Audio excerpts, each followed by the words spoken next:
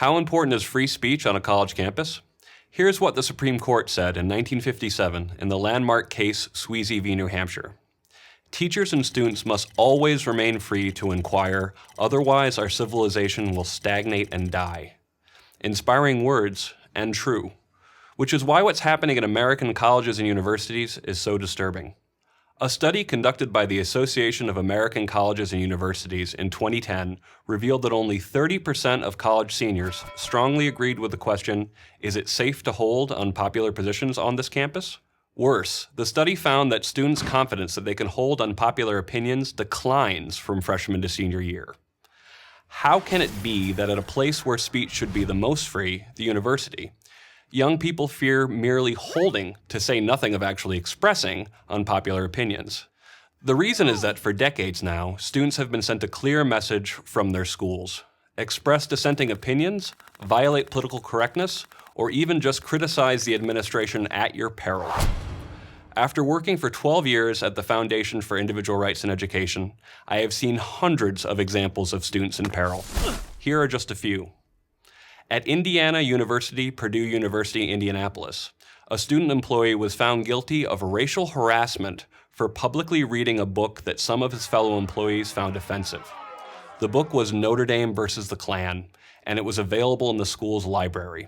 It recounted and celebrated the defeat of the Ku Klux Klan when its members marched on Notre Dame in 1924. So what did the university find offensive? The photo on the book's cover. At the University of Delaware, students were forced to undergo ideological re-education as part of the university's compulsory student orientation program. The program was described as treatment for students with incorrect attitudes and beliefs. Students were taught to adopt highly specific, university-approved views on politics, race, sexuality, sociology, moral philosophy, and environmentalism. They were also required to attend one-on-one meetings with their resident assistants, where they were compelled to answer intrusive, probing, and utterly irrelevant personal questions such as, when did you discover your sexual identity?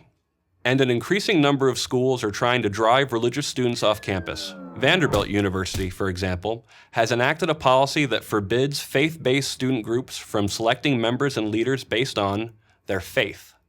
As a result, 14 Christian groups have been de-recognized by the university. Then there are speech codes at a majority of American colleges and universities. What is a speech code? It is a university regulation or policy that limits or bans expression, written or verbal, that is protected under the First Amendment. Such codes are applied with glaring double standards against religious, conservative, or politically incorrect speech, or simply speech that a particular campus administration happens to dislike. In other words, there are things you are completely free to say and write off campus that will get you in serious trouble if you say or write them on campus. These codes include policies that ban speech that administrators find insulting or offensive. One absurd code that appeared at multiple universities banned inappropriately directed laughter. And in Orwellian fashion, some schools even limit free speech to tiny sections of campus called free speech zones. Recently, at the University of Central Arkansas, you were subject to disciplinary action if you said or did something deemed annoying to another student. In the most extensive study yet conducted of campus speech codes, the Foundation for Individual Rights in Education found that 62% of America's top colleges maintain serious restrictions on written and verbal expression that violate First Amendment protections.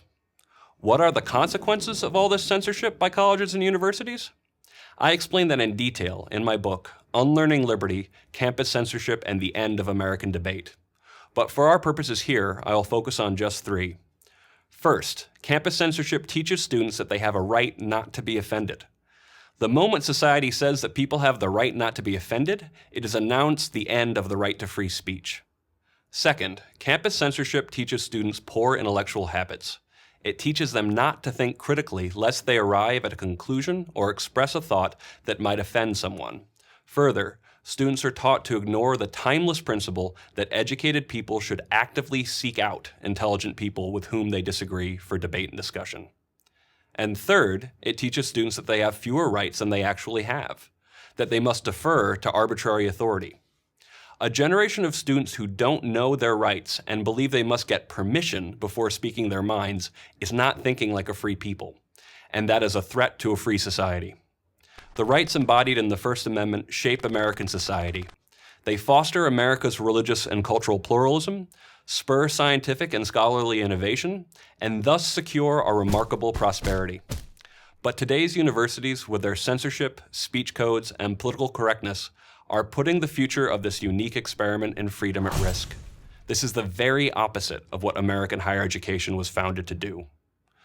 I'm Greg Lukianoff, president of the Foundation for Individual Rights in Education for Prager University. Join Prager University, subscribe to our YouTube channel, and sign up for free at PragerU.com.